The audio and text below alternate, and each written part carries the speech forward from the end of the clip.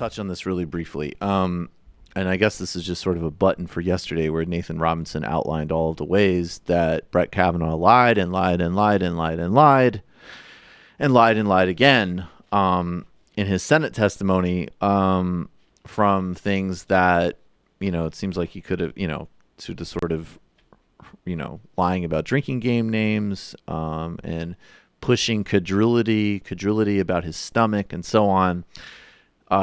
This is something that's been reported that's far more serious. I don't know the stating of the reporting of it right this moment, but this is as of this morning that NBC News has revealed the text messages suggest that Kavanaugh wanted to refute a accuser's claim before it became public. And this refers to the New Yorker story by Jane Mayer and Ronan Farrow and Deborah Ramirez's allegations about him, I believe, rubbing himself in her face at Yale. I'm quoting now from NBC News. Texts between Burcham and Karen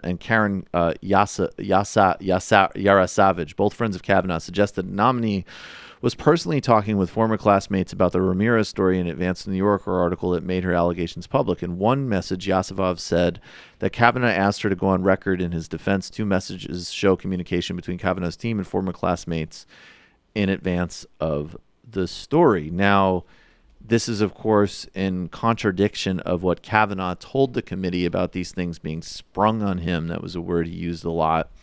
And not having familiarity with the cases before they were published and released.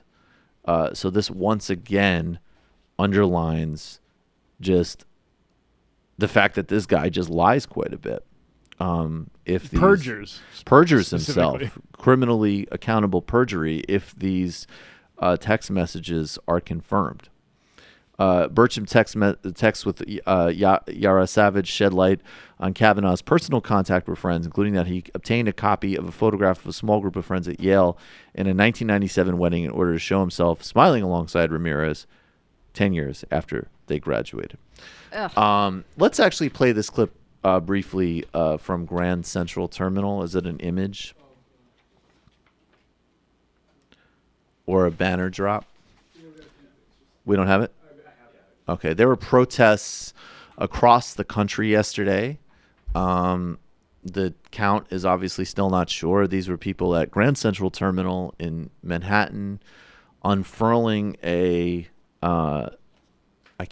It says Kavanaugh is a rapist, believe survivors. Kavanaugh's a rapist, believe survivors. There's also Stop Kavanaugh and a number of other signs. There were also some good banners that were very socialist feminist, I think.